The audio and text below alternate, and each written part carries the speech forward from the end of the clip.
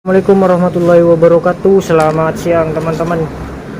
Pada kesempatan kali ini saya akan sedikit membagikan ilmu ya, tutorial pada sepeda motor Yamaha NMAX New tahun 2022 yang sudah soket DLC nya itu tergabung dengan sensor CCU. Ini ya teman-teman. Nah, ini soket DLC nya sudah bermodel seperti ini. Ini tahun 2022. Ini mengalami aki tekor dan sudah menghabiskan biaya sekitar sudah banyak ya. Jadi untuk membeli aki dan untuk membeli CCU yang baru. Ini CCU yang baru, Communication Control Unit CCU. Ini sensor penting, tidak begitu penting menurut saya. Karena mengapa saya bilang seperti itu, karena di sini meskipun tanpa menggunakan sensor CCU, sepeda motor masih bisa hidup enak tanpa kendala. Bagi yang bertanya apakah dari fungsi CCU, ini hanya sebagai konektivitas ke HP Android. Di sana sudah ada aplikasi Yamaha di Play Store. Jadi teman-teman yang memiliki sepeda motor Yamaha NMAX tentunya pasti sudah mengerti. Bagi yang belum paham, sedikit saya jelaskan. Ini berguna untuk kontrol oli dari HP, melalui HP. Jadi kita bisa tahu kapan waktunya mengganti oli dan sudah berapa voltase dari aki. Dan juga jika HP tidak kita pegang tetapi ada notifikasi WhatsApp atau panggilan, maka akan keluar pada indikator sepeda motornya bahwa HP-nya ada WA atau ada telepon. Kira-kira seperti itu untuk fungsinya. Untuk efek sama pengapian atau menghidupkan mesin, ini tidak sama sekali, tidak ada hubungannya ya teman-teman. Malah ini jika error akan mengakibatkan tekor aki, yaitu akinya bisa mati total. Karena sepeda motor Yamaha NMAX prioritas utama itu aki. Jika tidak ada aki, maka sepeda ini tidak bisa hidup ya teman-teman. Itu yang pertama. Dan yang kedua, ini sering terjadi rusak atau error terutama pada Yamaha NMAX Aerox dan juga NMAX yang lama, yang old. Nah, di sini ini sudah mengganti CCU, ini baru ya. Ini baru, harganya itu katanya 500 ribuan. Ini yang original. Nah, setelah mengganti CCU, dia hidup, sepeda motornya hidup, tetapi 1-2 hari mati lagi atau tekor lagi. Itu ya. Saya entah tidak tahu atau dia hanya mengira-ngira bengkel sebelumnya. Saya tidak mau menjelekkan bengkel manapun, tetapi di sini saya hanya berusaha menjelaskan kepada teman-teman supaya tidak tertipu dengan meskipun bengkel yang sudah ternama ya teman-teman, bisa dikatakan bengkel resmi. Kadang mekaniknya masih baru belajar atau masih mekanik baru, bukan mekanik yang berpengalaman.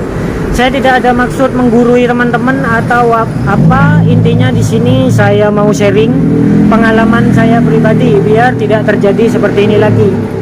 Di sini untuk sensor CCU 500.000 dan untuk 1-2 hari lagi dia mati lagi dan dikembalikan ke bengkel yang sudah mengganti sensor CCU.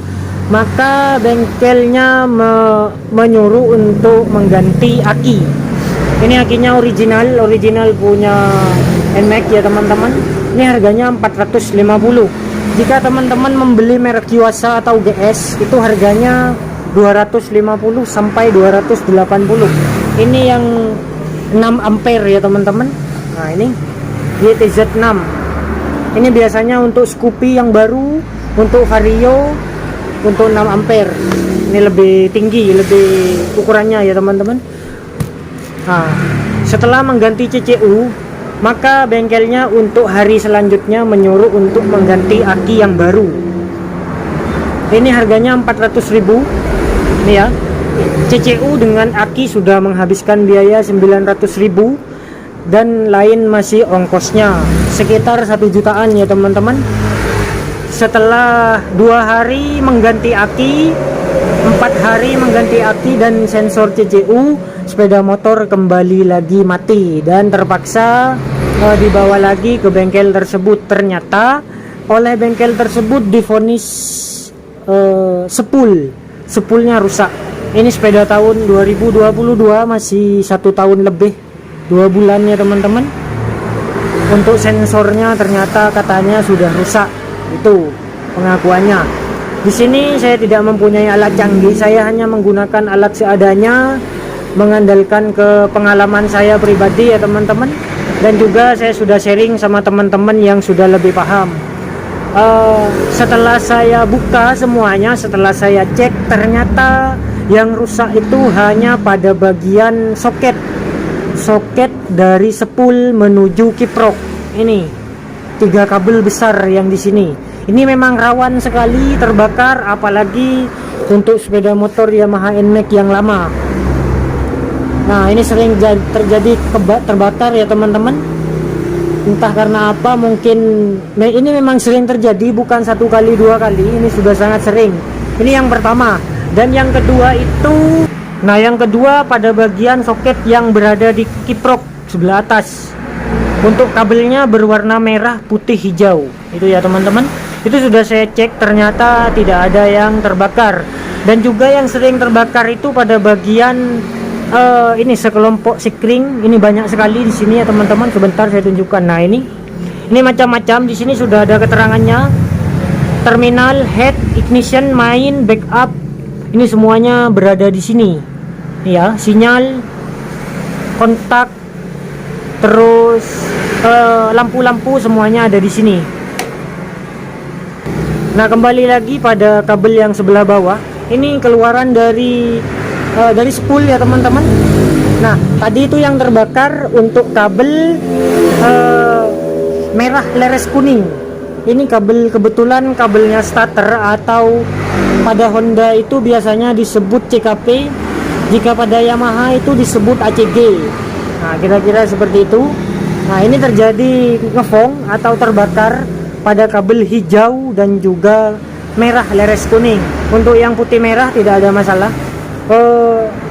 Soketnya masih di bawah, untuk cari yang baru ya. Ini saya ganti baru untuk soketnya, itu ada beliannya ya teman-teman. Untuk kabelnya tidak saya ganti. Hanya ini saja masalahnya, cuma ini.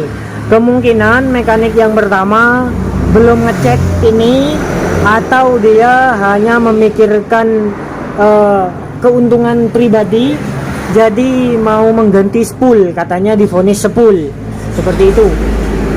Bagi teman-teman yang mau masuk ke bengkel, hati-hati, minimal nonton video saya terlebih dahulu biar mempunyai sedikit pengalaman. Dan untuk aki yang lama itu saya pasang lagi ya teman-teman. Nah, ini aki bawaan, aki dari pabrikan. Ini saya pasang lagi karena ini memang tidak apa-apa. Dan juga untuk sensor CCU, ini menurut saya sensor CCU yang lama itu tidak terjadi masalah. Jika memang sensor CCU-nya rusak, setelah diganti sensor CCU pasti sepeda motor tidak akan mati. Ternyata setelah diganti masih juga mati.